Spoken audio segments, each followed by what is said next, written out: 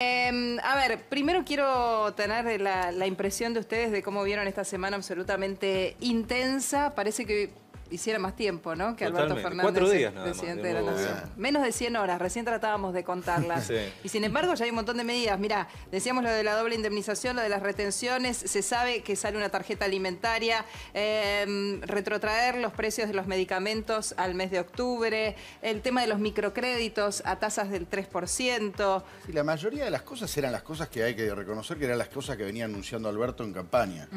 ¿No? Todas estas medidas que vos estás teniendo, incluso la de las retenciones que no la habían anunciado, era cantado que de algún lado iban a sacar plata y hoy sabemos que van a aumentar las retenciones.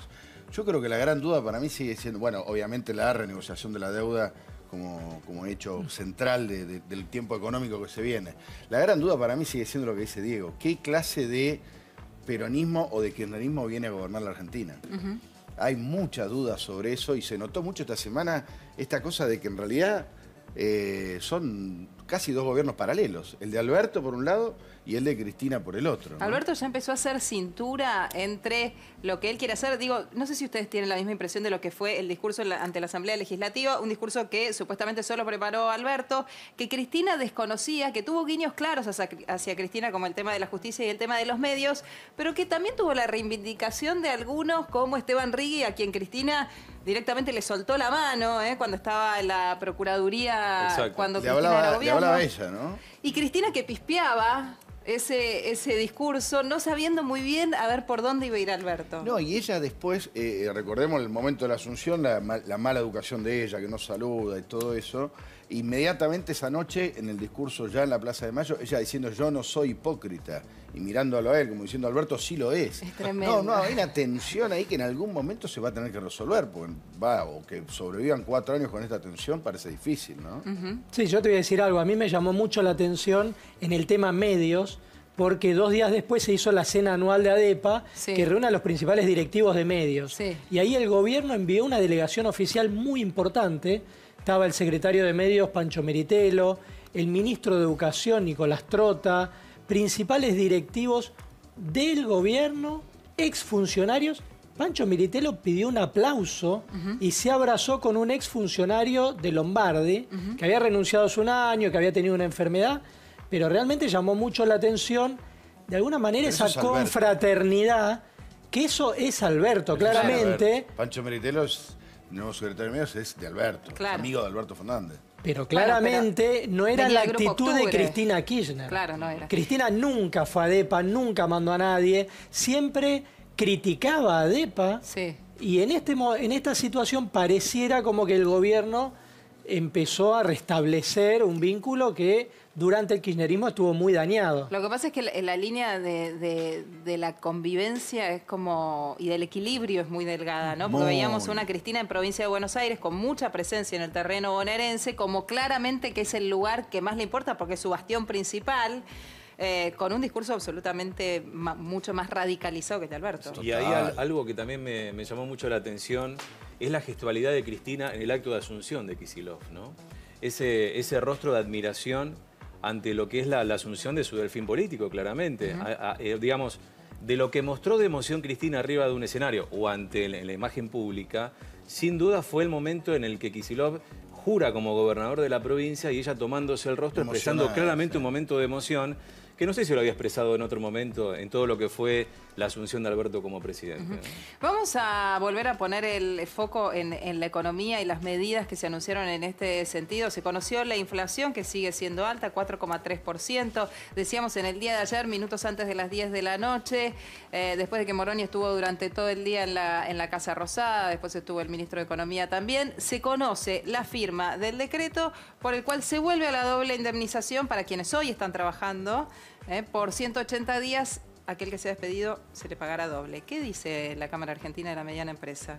La verdad que es una medida muy complicada si uno la va a aplicar de manera generalizada.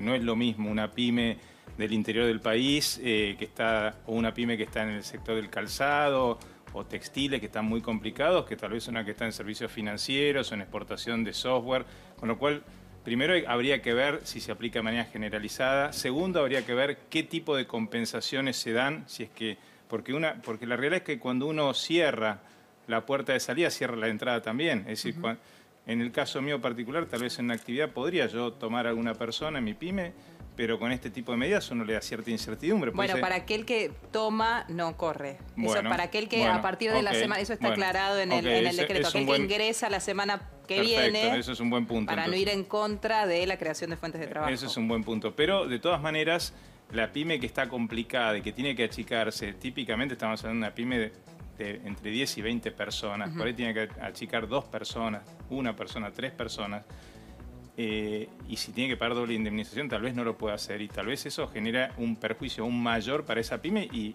eventualmente un desenlace peor para el resto de los trabajadores. A generar que quiebren pymes. Y sí, porque la pyme hoy, pensá que hoy a las pymes les está costando llegar a fin de mes y pagar los sueldos, pagar las cargas sociales, ni hablar, ¿no? La mochila que hay de cargas sociales atrasadas es enorme. Y una pyme hoy que está en una situación crítica, porque para despedir una pyme está en una situación crítica realmente. Entonces una pyme está en una situación crítica y tiene que despedir, tiene que pagar doble, es muy difícil. Por eso digo, tendríamos que ver cómo se va a implementar y que tenga ciertas contemplaciones, ¿no? Porque si no va a ser difícil. De todas maneras, esto ya se venía hablando de antes, no es tanto una sorpresa porque se venía hablando de antes. Bueno, de hecho se produjeron despidos antes de que asumiera Alberto Fernández porque sabía que esto podía pasar. Claro, con lo cual, que te repito, generalmente las pymes no son, porque la pyme que cuando despide, y muchos de los despidos que se han producido o de la gente que quedó fuera del circuito de las pymes es porque la pyme directamente cerró. Ahora, en campaña, Alberto habló mucho de que iban a hacer planes para favorecer a las pymes. No sé si han recibido alguna noticia de algo ustedes. Todavía no estamos convocados, pero entendemos que sí va a ser. A nosotros la verdad que nos tranquilizó bastante, primero el ministro de Economía con sus primeros anuncios, con una renegociación amigable de la deuda, no habló de la emisión para generar consumo, fue bastante cauto en ese aspecto. Y Matías Culfas había sido secretario PYME, con lo cual el tema PYME lo conoce muy bien.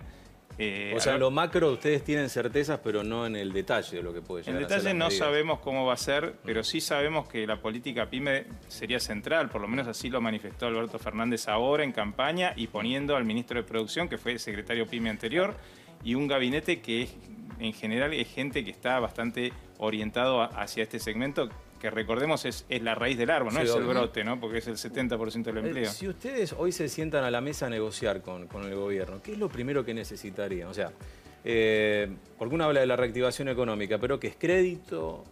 Mejorar el consumo, algún otro tipo de herramienta alternativa. ¿Qué sería lo más urgente para el sector PYME? Te lo sintetizo en una palabra, que no nos des una mano, sacanos una mano de encima. Porque estamos agobiados. Hoy menos impuestos. La carga impositiva es tremenda, la mochila de impuestos que tenemos. Fíjate que este famoso plan de 120 cuotas que fue pedido por CAME en su momento nos da un alivio, pero ¿qué pasa? Punitorios y resarcitorios. Estás hablando de las deudas. De las deudas hacen que casi se duplique la carga de impuestos que tiene la PYME. La PYME cuando se quiere poner al día, se empieza a retrasar porque casi el 50% de lo que factura una empresa son algún tipo de impuestos, nacionales, provinciales, municipales, más de 160 impuestos. Es de locos. Algunos dicen el segundo país del mundo con mayor carga y presión impositiva del mundo. Es absurdo. Entonces, eso es lo primero. Lo segundo es el tema financiero, que es otra mochila enorme. Hay 780.000 millones de pesos de deudas de las pymes con el sistema financiero, con tasas que al principio, o sea, ustedes se acordarán, mayo del año pasado era 40% por un par de semanas, se había dicho, y eso se convirtió en 70, 80 y más del 100% durante un año y medio. Ahora, ¿y eso no podría profundizar el déficit fiscal? Digo, bajar impuestos, en realidad, de alguna manera bajar ingresos. Claro, hay dos formas de verlo el tema. Una es esa y la otra es países como Nueva Zelanda que tienen un IVA que es la mitad del nuestro, prácticamente 12% de IVA, y en términos comparativos recaudan 30% más que nosotros. Es decir, si vos sacás impuestos, seguramente la gente, el excedente de dinero que tiene, lo vuelca al consumo, y por otra parte, la otra contracara es menos informalidad. Eso es lo que hay que ver, ¿no? Si logra el gobierno realmente poner más plata en la calle, que es lo que también viene anunciando Alberto, pero que todavía no se ve. Claro que sí, Lavagna mismo, inclusive, había dicho antes de las elecciones que la única forma de generar movimiento en la economía era poniendo plata en el bolsillo de la gente, a una costa de que eso generara en un principio de mayor deuda interna. Bueno, ahora se anunció ya que se están dando los primeros pasos, por ejemplo, para la paritaria nacional docente. Sí. Que eso es algo importante. Durante los últimos años no se había hecho. No. Los salarios docentes tendieron a la baja. En la ley sigue diciendo que la paritaria debe ser nacional y sin embargo el gobierno de Macri No se había había hecho. apelado a que cada provincia El año pasado no tuviera se la suya. hizo. Bueno. Sí.